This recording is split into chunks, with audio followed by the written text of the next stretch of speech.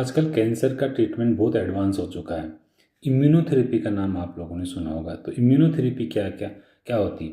एक आयुर्वेदिक डॉक्टर का एड आता रहता है रेडियो पे हमेशा कि जड़ तक जाओ, मिटाओ, जाओ, इम्यूनिटी बढ़ाओ, इम्यूनिटी बढ़ाओ।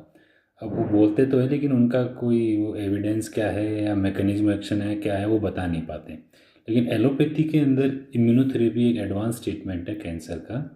उसमें क्या करते हैं इम्यूनोथेरेपी में, जो अपने शरीर की इम्यून सेल्स है जिन्हें हम टी सेल्स कहते हैं, उन्हीं का उपयोग किया जाता है कैंसर की कोशिकाओं को मारने के लिए। इसी को इसका ये बेसिक प्रिंसिपल है इम्यूनोथेरेपी का। तो जो टी सेल्स होती है ये इम्यून सेल्स होती है। ये जो कैंसर सेल्स होती है इनको ये रिकॉग्नाइज करती है, या और भी कोई एबनॉर्मल सेल्स होती है उनको रिकॉग्नाइज करती है और उनको ख़त्म कर देती है। कुछ कैंसर सेल्स क्या होती है कि वो एक तरह का एक रिसेप्टर उनके ऊपर पाया जाता है जिसको हम PD-L1 रिसेप्टर कहते हैं, और जो टी सेल्स होती है उन पे PD-1 पॉइंट होता है। तो ये जो पॉइंट है इनको हम इम्यून चेक पॉइंट कहते हैं।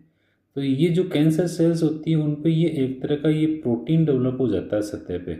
जब कैंसर सेल की सरफेस पे अगर ये प्रोटीन होगा PD-L1, तो जो इम्यून सेल्स है अपनी टी सेल्स है इनके ऊपर जो PD-1 है वो इससे अगर बाइंड हो जाता है तो टी सेल को ये लगता है कि ये जो कैंसर सेल है ये एबनॉर्मल सेल नहीं है, ये तो अपनी कोशिकाओं अपनी बॉडी की नॉर्मल सेल है।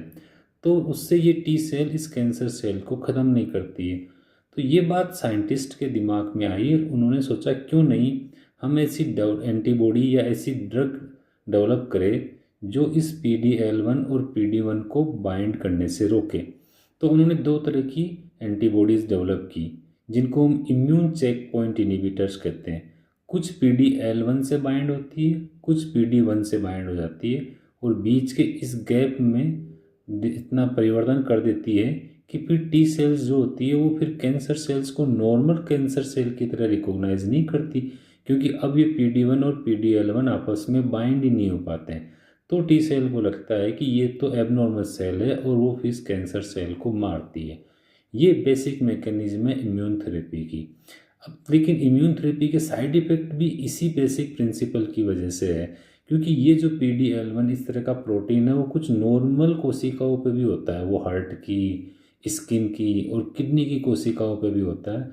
इसलिए देखा गया कि वो जो कोशिकाओं पे प्रोटीन होता है तो वो टी सेल्स उन कोशिकाओं को भी फिर एबनॉर्मल समझ के उनको मारती है। उसकी वजह से कुछ इम्यूनोथेरेपी के साइड इफ़ेक्ट होते हैं। बस बेसिक मैकेनिज्म ऑफ इम्यूनोथेरेपी की यही है।